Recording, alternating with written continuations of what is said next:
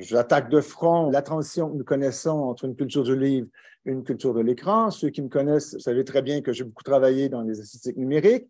C'est l'autre pendant de ma recherche. Mais dans ce cas-ci, ce qui m'intéressait, c'était en fait de voir comment se joue la transition, d'une part, du côté des écrivains et des artistes qui sont intéressés par le livre et les suites du livre, et d'autre part, ceux qui ont déjà passé du côté de l'écran et qui jouent en fait à explorer les formes littéraires à l'écran. Dans ce cas-ci, je vais beaucoup moins vous parler du numérique et beaucoup plus du livre, ou encore comment en fait on peut imaginer des pratiques mettant en scène le livre dans un contexte de culture numérique, dans un contexte donc de transition entre le livre et l'écran.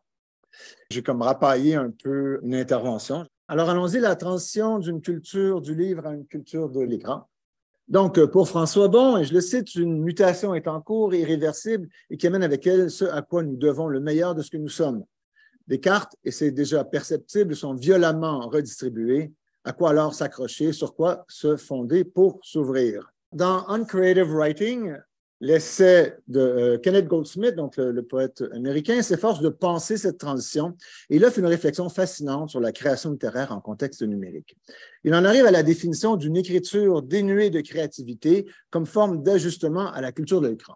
Alors, quel est le contre-pied de la création littéraire? C'est ce qu'il nomme uncreative writing, donc la désécriture. Alors, il y en a qui ont traduit ça par la décréation littéraire, d'autres, une écriture sans écriture. Moi, j'ai essayé de traduire ce terme par celui de pratique illittéraire, ce qui explique mon titre des pratiques illittéraires aux arts numériques, cherchant ainsi à mettre l'accent sur ces pratiques qui se soustraient aux valeurs usuelles attribuées à la littérature en culture du livre. Avec l'arrivée d'Internet, nous dit Goldsmith, l'écriture vient de connaître son moment photographique, c'est-à-dire ce moment où, comme pour la peinture, quand la photographie a commencé à s'imposer, elle doit renouveler ses codes. Soumise à une quantité toujours plus grande de textes disponibles sur Internet, les pratiques d'écriture doivent se refondre, dit Goldsmith, de façon à s'adapter à ce nouvel environnement d'abondance. Et je le cite, vous avez le texte à l'écran.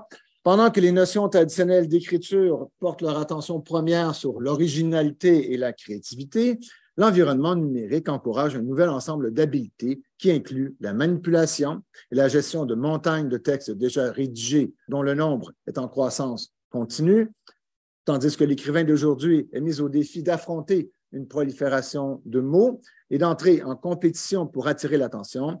Il peut se servir de cette prolifération de manière inattendue afin de créer des œuvres qui sont tout aussi expressives et signifiantes que si elles avaient été rédigées de façon plus traditionnelle. Quand même une esthétique assez impressionnante qui est mise de l'avant. Goldsmith en appelle à une relance des pratiques d'écriture, à un ajustement des manières de faire au contexte actuel d'une prolifération, donc sans précédent, des textes, toujours disponibles, comme il le dit, prêts à être dupliqués, réorganisés, archivés et réimprimés sans le moindre effort. Nous avons acquis, et vous avez encore la citation, un nouvel ensemble de savoir-faire. Nous sommes devenus des dactylos, d'extraordinaires experts en collage et des forcenés de la reconnaissance de caractère. Il n'y a rien que nous n'aimions plus que la transcription. Il n'y a rien que nous ne trouvions plus satisfaisant que la collecte. Nous pratiquons donc une écriture qui ne cherche pas à être définitive, mais provisoire, saturée qu'une somme de textos, de tweets et de messages. C'est une textualité fluide et dynamique qui contamine nos pratiques littéraires, qui les informe et en modifie les paramètres. Nous écrivons à l'écran, entourés de textes déjà écrits, lus ou non. Nous écrivons, capables de copier-coller ce qui apparaît à l'écran et vient compléter notre pensée, que ce soit des textes, des images ou des séquences vidéo. Goldsmith l'affirme de façon éloquente, je le cite à nouveau, un désécrivain navigue constamment sur le web à la recherche de nouveaux textes, son curseur avalant des mots de pages anonymes à la suite de rencontres furtives. Fin de la citation. Le désécrivain, c'est l'écrivain négatif, non pas qu'il se fasse récalcitrant à la manière de Bartleby, mais son art ne respecte plus les paramètres de ce qui définit la littérature. Il en explore les marges, les lieux de tension, les soubresauts, qu'ils soient médiatiques, formels ou symboliques. Alors, pour rendre compte de cette forme de désécriture dans le creative writing, par conséquent, je me suis dans un premier temps, et c'est ça que je vous présente maintenant, servi du terme de pratique illittéraire.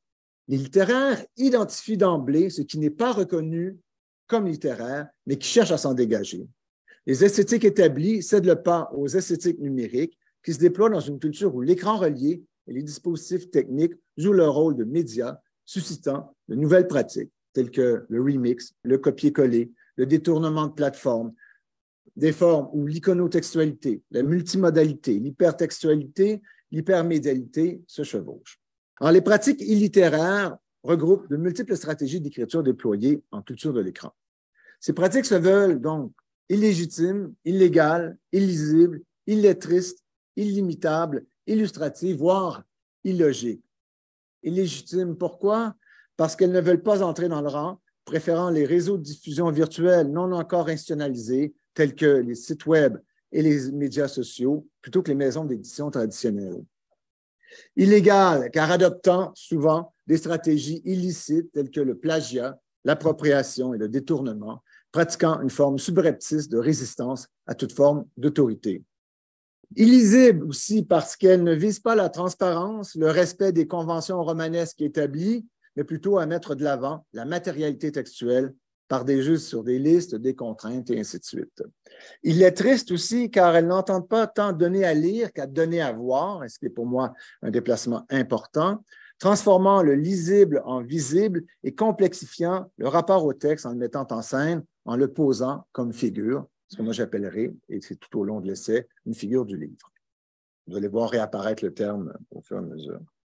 Illimitable, parce qu'il peut leur arriver de préférer aux stratégies traditionnelles de rédaction des générateurs de texte, qui évidemment peuvent produire de façon limitée, produisant à l'infini des variations établies à partir de Canva. Elles sont aussi illustratives, du fait d'exploiter les relations iconotextuelles et multimodales, caractérisant les multiples liens qui se tissent entre le texte et l'image, qu'elles soient fixes, en mouvement, et ainsi de suite. Enfin, illogique, car elle ne cherche pas à imposer un ordre, mais accepte l'inconséquent, le désordre, le tiers inclus. J'aimerais maintenant donner quelques exemples, parce que je vais fonctionner surtout avec des exemples de ces pratiques littéraires qui ont, vous allez voir rapidement, participent aussi explicitement aux arts littéraires. Alors, mon premier exemple, les livres-livres, qui sont des livres altérés. Alors, je vais vous donner un exemple. Bon, je n'ai pas les livres-livres qui sont présentés à l'écran simplement parce qu'ils valent une fortune. Mais par contre, Louise Payet m'a déjà envoyé les éditions du livre-livre. Donc, elle s'est amusée à faire des fascicules où le premier, surtout, vous le verrez, reprend quand même de façon amusante l'esthétique qu'elle met de l'avant avec ses livres-livres. Donc, allons-y pour un ensemble d'exemples de pratiques littéraires. Alors, les livres-livres de Louise Payet, vous en avez un exemple là, offrent une illustration fascinante de cette logique illittéraire et négative. Leur existence ne dépend pas d'une opération informatique, on n'est pas dans le numérique, vous allez voir. Ce n'est pas un copier-coller, mais d'un travail manuel de copiste, d'une réécriture. Or, dans sa configuration même, cette pratique des livres-livres nous confronte à une textualité minée de l'intérieur, rendue illisible par saturation. Moi-même, depuis que je connais Louise Payet, je pratique les livres-livres. J'adore massacrer des livres à sa façon. Les livres-livres sont faits de deux éléments distincts, des livres porteurs et des livres déportés. Dans un livre, explique Louise Payet, je transcrirai à la main, mot à mot, le texte intégral d'un autre livre. Je le transcrirai en entier, entre les lignes, sur les lignes, dans les marges et le blanc des pages, à l'horizontale, à la verticale, en oblique, à l'endroit et à l'envers. Payet, comme elle le dit elle-même, squatte l'univers livresque avec les moyens mêmes de l'écriture. Elle recopie, par exemple, le texte de la théorie de la relativité d'Albert Einstein dans le Traité du paysage de Léonard de Vinci, ou encore l'œuvre au noir de Marguerite Yourcenar dans un manuel de chirurgie et de physiologie du Moyen Âge, forçant évidemment par la force des choses le dialogue entre des conceptions différentes du monde et des êtres humains. Il faudrait que ça donne, c'est l'œuvre au noir et le traité d'anatomie. Elle crée ainsi ce qu'elle nomme des collisions. Les textes viennent buter les uns contre les autres, les pages se noircissent et deviennent illisibles, vous l'avez vu. Le Yourcenar, transcrit à la main, ne se lit plus, pas plus que le manuel. L'écriture n'est plus une façon d'éclairer, mais d'obscurcir. La collision fait passer des textes du domaine du lisible à celui du visible, mais un visible déporté, bien sûr, du côté des ombres, puisqu'on lance un visible qui ne nous donne plus rien à lire ou à voir. Au fil de la transcription manuscrite du livre déporté, je dessine une géométrie spatiale où la linéarité textuelle et narrative se fissure sous la pression des fractures, des coutures, des sutures, des soudures, des boutures. La bonne forme éclate. J'opère, continue-t-elle, la métamorphose du littéraire au plastique, du linéaire au topologique, du texte à l'enluminure. L'espace devient rythme, la pulsion créatrice se transforme en pulsation plastique, visuelle et sensorielle. Pour réussir cette mutation, je privilégie la lenteur des processus, le plaisir de la répétition du geste, le minimalisme du faire, l'anachronisme des stratégies d'intervention, non pas virtuelles mais manuelles, et la totale inutilité du projet.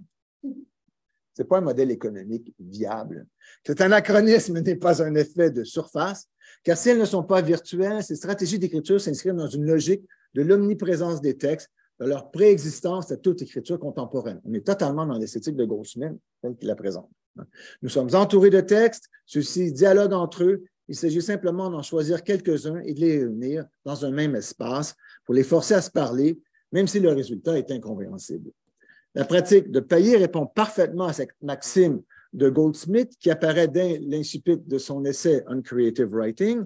Donc, reprenant un bon mot du sculpteur américain Douglas Kubler, Goldsmith déclare en effet que, et je le cite, « Le monde est rempli de textes plus ou moins intéressants, je ne veux pas en rajouter d'autres. » La citation initiale de Kubler, c'est « Le monde est rempli d'objets plus ou moins intéressants, je ne veux pas en rajouter d'autres. » Payet ne pense pas autrement, habitant les marges des textes, enluminant sur le mode de la collision les pages des livres. À la manière de Romano Palca, si vous préférez, de Han Darboven, de Sol Lewitt ou encore de Robert Racine, le Québécois, elle fait de l'exhaustivité son principe créateur. Elle œuvre en tant que scribe, mais un scribe qui ne voudrait rien savoir du contenu de ce qui a été transcrit, préférant le libre musement à l'interprétation contrôlée et l'illittéraire, bien sûr, au littéraire. Dans son panorama des innombrables épisodes de destruction des livres à travers l'histoire, Fernando Baez dresse le constat que trop souvent, et je le cite, « Le livre n'est pas détruit en tant qu'objet physique, mais en tant que lien mémoriel, c'est-à-dire comme l'un des axes de l'identité d'un homme ou d'une communauté. » S'attaquer au livre, on le comprend, signifie s'attaquer à un symbole et par extension à une société dans son entièreté. Depuis le début de l'époque chrétienne, le livre s'est imposé peu à peu comme le dispositif par excellence de conservation, d'organisation et de diffusion de l'information, de ce qui constitue le fondement de nos sociétés. Il est ce matériau qui sert de base à certaines de nos pratiques sémiotiques les plus importantes et il assure la pérennité de la pensée humaine. Pas étonnant que l'actuelle transformation qui nous fait passer à une culture de l'écran soit souvent perçue comme une attaque contre la société elle-même. Ce ne sont pas des livres individuels qui sont menacés, c'est le régime livresque en tant que tel. Le rapport au monde fondé sur la culture du livre se trouve de la sorte déstabilisé. Le caractère implacable de la transition vient du fait qu'elle est systémique. Elle ne touche pas à quelques autrices ou auteurs, une esthétique ou un courant de pensée, mais la pratique elle-même. Ça m'amène à mon deuxième exemple, le projet de Adam Brunberg et Oliver Chanarin, The Holy Bible. Un projet tel que celui de Brunberg et Chanarin, paru aux éditions du Archive of Modern Conflict, offre un exemple éloquent d'une désacralisation du livre. Leur cible est nulle autre que la Bible, le texte par excellence de la culture du livre en Occident. Le projet, intitulé simplement Holy Bible, se présente comme une version du livre avec un L majuscule, minée par des photographies. Voici un exemple.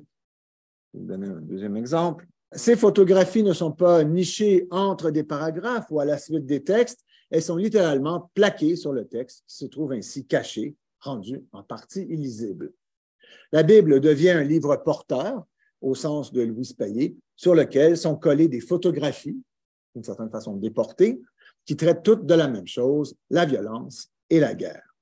Les photos sont en effet choisies dans un vaste répertoire, celui des clichés de l'organisme Archive of Modern Conflict à Londres, Archive voué à l'archivage et à la valorisation de photos sur la guerre et son histoire. Des archives de photographies non officielles. C'est ce qu'on trouve surtout, ce n'est pas le Troisième Reich, les photos du Troisième Reich, mais au contraire, les photos de ceux qui ont eu à subir, par exemple, pour la Deuxième Guerre mondiale. Bon. Se servant d'un essai du philosophe Adi Ophir, qui est d'ailleurs intégré au livre sous forme d'annexe, Les artistes repèrent les manifestations de violence dans la Bible et tapissent les pages d'images qui tantôt appuient le texte en explicitant sa nature violente, tantôt viennent le contredire. Les relations iconotextuelles y sont donc complexes et requièrent une interprétation dynamique des pages ainsi constituées, travail qui conduit inévitablement à une réflexion sur la violence, sur la guerre, sur la religion, Dieu, les nations, et ainsi de suite. Au-delà de la réflexion sur la violence et son histoire, au-delà de la provocation suscitée par l'explicitation des liens complexes établis entre Dieu, les crises et les catastrophes, le projet de Bloomberg et Channerman est une attaque directe contre le livre et sa symbolique. La Bible, livre parmi les livres les plus sacrés, elle n'est plus un objet de référence, elle sert de scrapbook où sont collées des photos, parfois insupportables, obscènes et atroces, parfois banales et insignifiantes. La démonstration aurait pu se limiter à une dizaine de pages et on aurait très vite compris la nature de l'argument, mais elle s'étend sur l'ensemble de la Bible. L'extension de cette défiguration souligne la volonté d'attaquer le livre dans sa matérialité même. C'est l'institution qui est visée, le livre et sa culture, ainsi que l'ordre social qu'il vient fonder. On est tout à fait dans un imaginaire de la fin du livre. Mais en même temps, non pas négatif et pleurant la disparition du livre, mais au contraire, jouant à même les fondements de cette culture du livre. Le livre est détourné et il en ressort affaibli sur un plan sémiotique.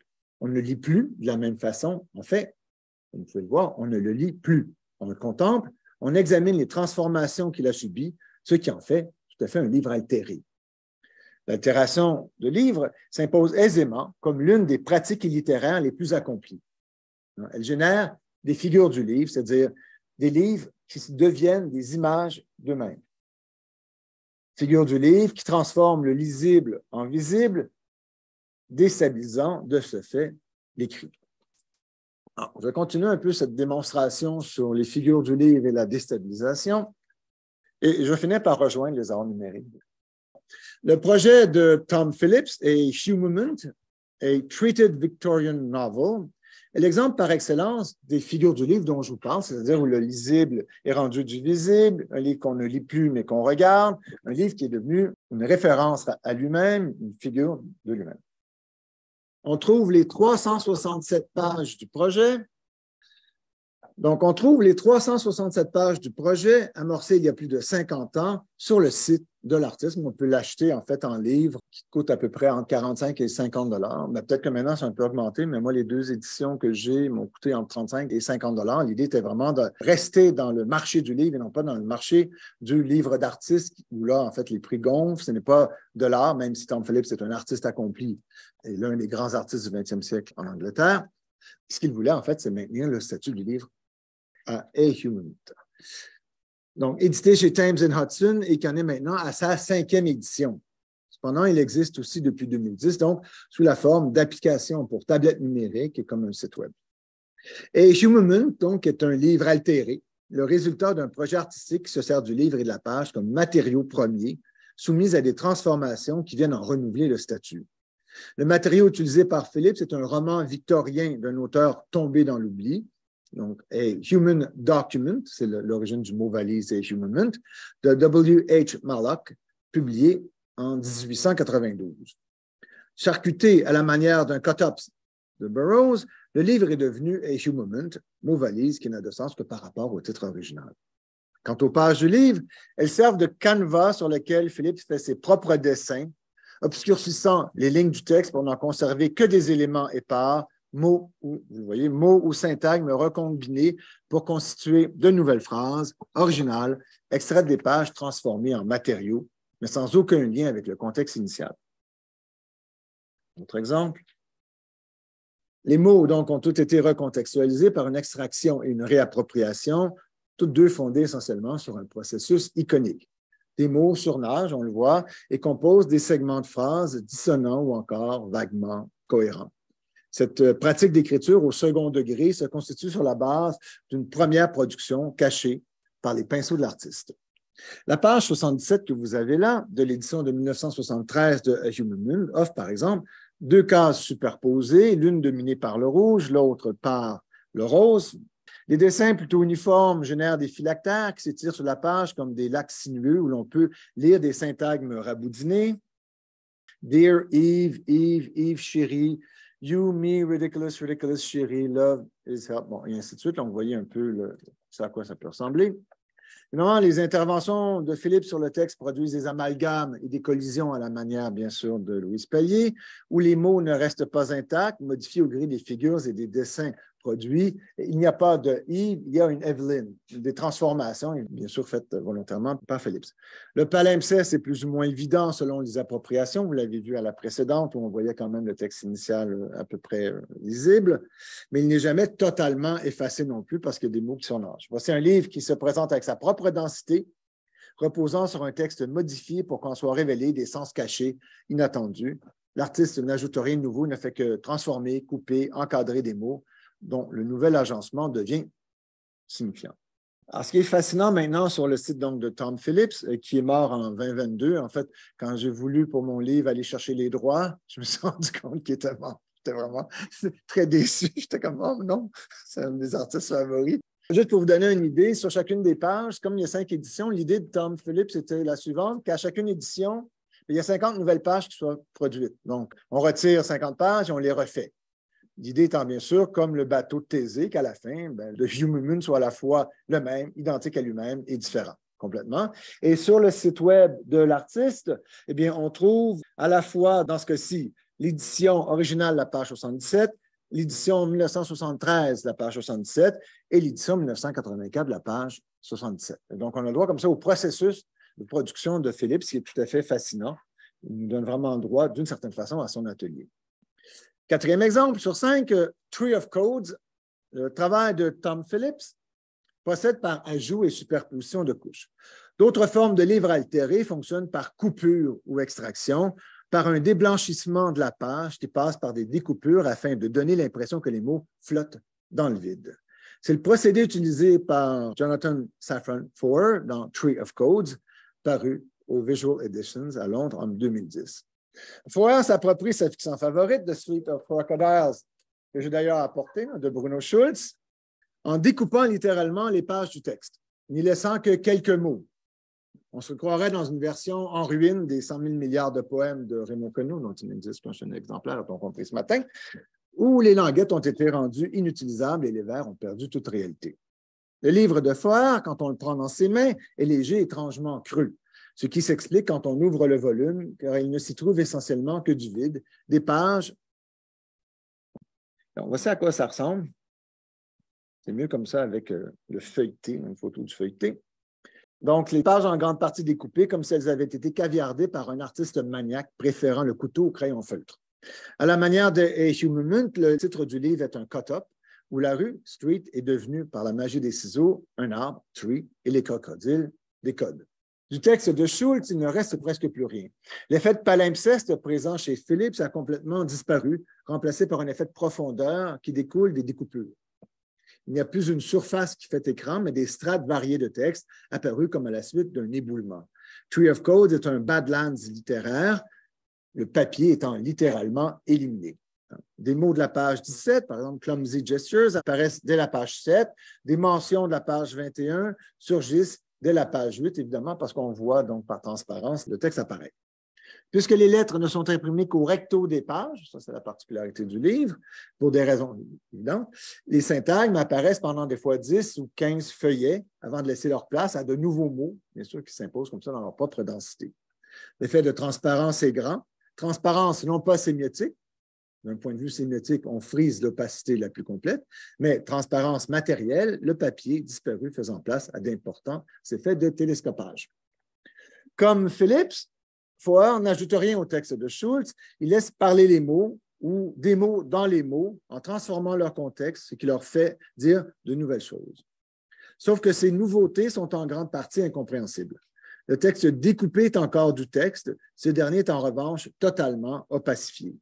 Les mots ne flottent pas, ils ne sont pas intégrés à des phylactères comme avec Phillips, ils semblent perdus sur leur page en grande partie découpés. Le livre de Foer est une prison au tracé géométriquement stabilisé. Les découpures y paraissent régulières, tous les angles sont droits, constituant des figures rectangulaires. Les pages découpées peuvent servir de pochoirs grâce auxquelles peindre des formes témoignant des paragraphes éliminés. Tree of Codes exprime un véritable imaginaire de la fin du livre. puisqu'il s'inscrit dans le sillage d'un texte fondateur, savoir le recueil de Schultz, qu'il fait disparaître en même temps qu'il en manifeste la prégnance, du moins pour Foer. Ce texte fondateur est en lien direct avec l'idée même du livre avec un L majuscule. L'auteur donc l'explique clairement dans la postface de son projet qui reprend en fait un entretien qu'il a donné à The Guardian. Pendant des années, écrit-il, j'ai voulu créer un livre fait de découpures, un livre dont le sens était exhumé d'un autre livre. C'était à peine une idée originale, puisque cette technique est aussi vieille que l'écriture elle-même. Elle a aussi été utilisée de façon brillante par Phillips dans son chef-d'œuvre A Human Movement. Mais la même idée dans un contexte différent est une idée différente, puisqu'on est quand même comme 50 ans plus tard. Et au moment où le papier tire peut-être à sa fin, nous dit Foer, j'ai été attiré par l'idée d'un livre qui ne peut pas oublier qu'il a un corps. Foer avoue avoir pensé essayer cette technique avec un dictionnaire, une encyclopédie, un bottin de téléphone et même avec ses propres romans. Mais il cherchait une œuvre qui lui aurait permis d'aller au-delà du simple processus, une œuvre dont l'effacement aurait continué en quelque sorte la création. C'est ainsi qu'il a opté pour The Street of Crocodiles de Bruno Schultz. Je le cite à nouveau. Souvent, en travaillant sur Tree of Codes, j'avais la très forte sensation que The Street of Crocodiles devait avoir été lui-même le produit d'un acte similaire d'exhumation. Je ne pouvais pas m'empêcher de penser que la main de Schultz devait avoir été forcée, qu'il devait y avoir existé un livre encore plus grand à partir duquel The Street of Crocodiles avait été extrait. On est bel et bien dans l'affiliation du livre de la Bible, du livre transcendant.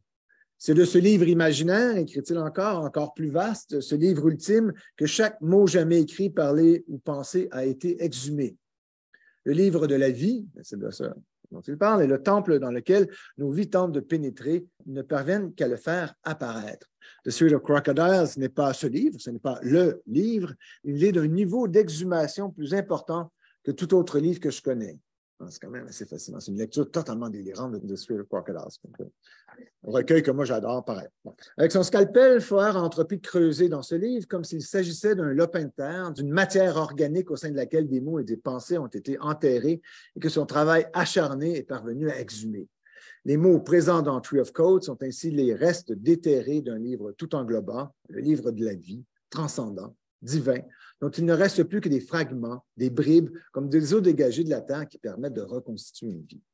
Le livre, nous dit Tree of Codes, n'est plus présent, et même celui qui en aurait témoigné n'est plus là, éviscéré et expurgé de cette matière qui l'alourdissait.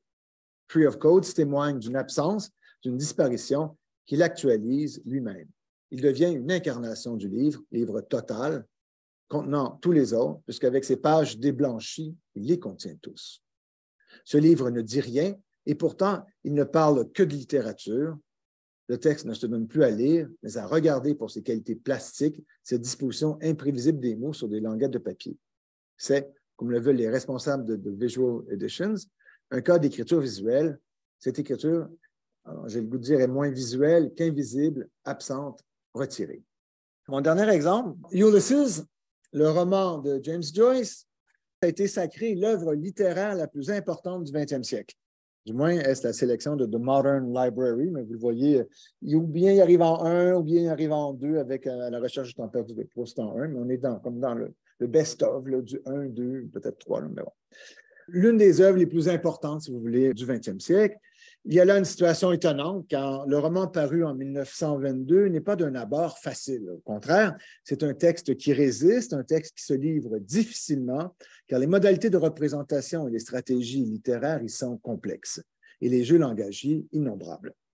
L'encyclopédie requise pour en venir à bout requiert des études universitaires poussées, et c'est un texte, par conséquent, que peu de gens ont lu. Comme le signale l'un des personnages interviewés par David Clark dans Ulysses 101, l'échec ultime de ma vie, dit ce jeune étudiant, c'est quand j'ai réalisé que je n'étais pas assez intellectuel pour lire Ulysses. Or, les œuvres qui résistent sont celles, bien sûr, qui attirent le plus. La vexation est un surprenant aphrodisiaque et les mystères de Ulysses l'ont aidé à devenir l'une des œuvres phares du siècle dernier. Ulysses est devenu peu à peu une figure du texte et de la littérature. On ne le lit pas, mais on le présente, un peu comme je présentais la Bible dans un geste ostentatoire de maîtrise du texte, du moins de possession du texte. Je suis un peu comme Donald Trump. Bon, lui, il l'avait mis à l'envers.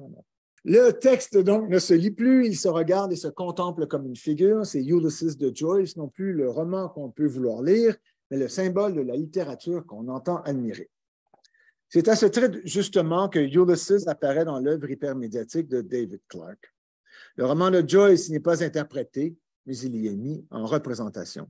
Ulysses 101, vous voyez donc l'œuvre, c'est comme un triptyque, il y a du texte, il y a des vidéos, il y a des images, et ainsi de suite. Puis ça roule, c'est vous qui, dans une œuvre interactive, donc vous choisissez votre parcours dans l'œuvre. Bon. Ulysses 101, son œuvre créée donc en 2005 lors d'une résidence au Centre d'artistes de la Chambre blanche de Québec. Ce n'est pas un travail de vulgarisation, malgré ce que le titre suggère, mais une exploration du caractère symbolique du roman et de son importance culturelle. Le chiffre 101 ne renvoie pas à un sigle de cours de première année, mais au nombre d'années qui séparent le 16 juin 2005, où Clarke a fait son travail, journée du tournage des séquences filmées, du 16 juin 1904, cadre unique du roman de Joyce. L'œuvre se présente de façon toute simple sur un fond blanc, 3 fenêtres carrées sont juxtaposées horizontalement pour constituer un bandeau. Un nombre est attribué à chacune des fenêtres, la première identifiée par 1, la seconde par 0 et la troisième, bien sûr, par l'autre 1, le nouveau 1, transformant l'écart initialement noté en nombre binaire, 1, 0, c'est-à-dire 5. Ces fenêtres permettent d'afficher 2 types de contenus, de courtes séquences filmées et des extraits issus du roman, disposés adroitement. Vous le voyez un peu à gauche. Il suffit de cliquer sur les fenêtres pour en modifier le contenu et celles-ci sont indépendantes les unes des autres. Le triptyque qu'elles constituent est arbitraire et en constante transformation. Les séquences filmées offrent tour à tour des images d'une femme interviewée dans un café, d'une chaise berçante juchée sur un meuble, d'un homme attablé dans un café dessinant sur les pages d'un cahier, d'une porte couverte de graffitis qui s'ouvre en grinçant, des gens marchant la nuit dans les rues détrempées de Québec, d'une femme jouant de l'accordéon dans un local, d'un homme interviewé dans un bar et dépité de ne pouvoir lire le roman de Joyce parce qu'il n'est pas assez intellectuel pour le faire. Les textes, quant à eux, offrent de brefs moments d'une textualité fragmentée et décousue. Les fragments sont dispersés dans les fenêtres, parfois ils se déplacent et dérivent à la manière de bateaux sans gouvernail. À d'autres moments, ils vibrent et se disloquent. Ils se suivent dans le désordre de sorte qu'ils ne paraissent nullement constituer une totalité. Ils pourraient provenir d'un des 18 épisodes du roman, du tout premier Télémaque, comme du 12e de Cyclops. Ce sont des citations sans véritable signification, sauf celle première et essentielle d'indiquer explicitement la présence du roman à l'écran. Ce sont ces mots, donc les mots du roman, ces phrases ici agencées pour créer un matériau visuel complémentaire des séquences filmées dans ce système de permutation qui font se côtoyer des contenus séparés par plus d'un siècle. Mais cette dispersion n'est qu'un effet de surface. Les extraits éparpillés dans l'œuvre hypermédiatique de Clarke n'ont pas été choisis au hasard. Ils proviennent tous d'un même épisode, le 5e, celle des mangeurs de Lotus Eaters. En fait, ils sont extraits, dans tous les extraits qu'on trouve dans l'œuvre, sont extraits de 3 paragraphes de la page 79 de l'édition Oxford du roman, de l'édition Oxford de 1993 du roman. L'épisode des Lotophages met en scène Léon Blum, qui, après être allé à la poste et avoir lu une lettre d'amour, passe par une église pendant un service religieux. Il s'y arrête quelque temps. Les extraits utilisés par Clarke proviennent tous de cette scène, très précise de ces 3 paragraphes-là. Voici le paragraphe. C'est le paragraphe central qui est utilisé. Donc, some of that old sacred music is splendid. Mercadante, Ulysses, il y a comme 7 langues, l'hébreu, l'anglais, du français, l'italien, de l'espagnol, de l'allemand, et ainsi de suite. 7 last words, Mozart's 12th Mass, the glory and that. Donc, voici le texte. Vous le voyez, en fait, ce que j'ai essayé de faire là, c'est de vous montrer un peu de mosaïque. Voici le paragraphe de Ulysses de Joyce. Et voici, en fait, les extraits qui ont été utilisés par David Clarke, donc découpés et projetés, en fait, à la grandeur, évidemment, d'extraits comme ça. Donc, il y a des carrés où le texte simplement flotte. Et ces extraits-là viennent, en fait, de cette façon-là. Le paragraphe entier, donc, on le voit, a été découpé afin de servir de matériau à une série de tableaux textuels où les segments ont été non pas tant mis en page que déployés comme des figures de texte. Ces figures ne constituent pas une totalité, c'est très dur de les reconstituer. Elles proviennent d'un seul paragraphe, mais ne permettent pas de le reconstituer, à moins de procéder à un retour aux sources. Elles nous entraînent dans la dispersion et forcent notre regard des relations avant tout iconiques. Nous regardons du texte et ce sont des figures qui apparaissent, figures d'un texte instable, d'un être de langage subtilement animé dont nous suivons les divers mouvements. Les segments affirment la présence du texte de Joyce, mais ils ne permettent pas d'y avoir accès. Il devient opaque, comme si un voile avait été déposé sur les mots pour en modifier le statut. C'est cette absence qui permet à la figure de s'imposer. Celle-ci fait voir autre chose que du texte, même si elle n'est composée essentiellement que de mots. Grâce à elle, apparaissent des formes qui s'imposent à l'esprit. Or, ce déplacement donne à comprendre que le choix de David Clarke, qui s'est servi de l'épisode des Lotophages, est subtilement motivé. L'épisode de l'Odyssée d'Homère, donc revenons maintenant à la source, qui est la source de ce chapitre d'Ulysse, raconte le passage d'Ulysse, donc après 9 jours en mer, chez les mangeurs de lotus. Cette fleur suscite l'oubli et fait perdre aux membres de son équipage le goût de se souvenir, le souci de leur mission et le désir de rentrer à Ithaque. Les mangeurs de lotus se détachent de la ligne du temps et de la mémoire. Ils deviennent des êtres de l'oubli, des êtres pour qui les textes ne sont plus que des figures, qui ne nécessitent aucune lecture, aucune application, mais une attention distraite aux formes qu'elles adoptent. Le travail de Clarke dans Ulysses 101 joue en surface sur des figures du texte qui, telles des fleurs de lotus, donc distraient et font oublier ce qui se cache sous leurs atours. Mais par son choix de puiser ces extraits à même l'épisode des Lotophages, il nous enjoint de suivre l'avertissement d'Ulysse de ne pas céder au chant de l'oubli, quel que soit l'attrait de sa mélodie. L'œuvre de Clarke témoigne des relations complexes qui se tissent entre la littérature et les arts, où le texte est appelé à exister en dehors de lui-même. Elle semble vouloir nous éloigner du roman, quand en fait, elle nous y ramène en nous permettant d'habiter l'univers de Joyce et d'Homère. Ce n'est pas une fuite hors de la littérature qui est amorcée, mais une exploration multimodale qui sort du livre pour mieux y revenir, dotée d'un nouveau regard. En fait, je vais m'arrêter sur ces mots, m'arrêter avant de vous dire comment toutes ces formes littéraires, maintenant, on les voit participer au développement des arts littéraires qui sont à la fois art de la scène, art du livre, art numérique, esthétique diverses, performance, transformation, book art et ainsi de suite. C'est-à-dire qu'il y a une pléiade maintenant de pratiques qui ont le livre et la littérature comme point de départ et qui, en fait, tracent une spirale qui semble être centrifuge, mais qui, en fait, est tout aussi centripète que centrifuge, parce qu'elle nous éloigne du texte tout en nous y ramenant, parce que leur dénominateur commun, eh bien, c'est la littérature, c'est le texte. Et ce que moi, je considère important maintenant, avec les arts littéraires qui se développent, on le voit, et ces formes un peu négatives que je présente, de destruction du livre, s'inscrivent aussi comme une pratique extraordinairement dynamique de travail sur la littérature, de travail sur le livre, et aussi de travail sur ce qui est au cœur même de la littérature, à savoir les mots, la possibilité d'une interaction avec des textes. Écoutez, merci de votre patience.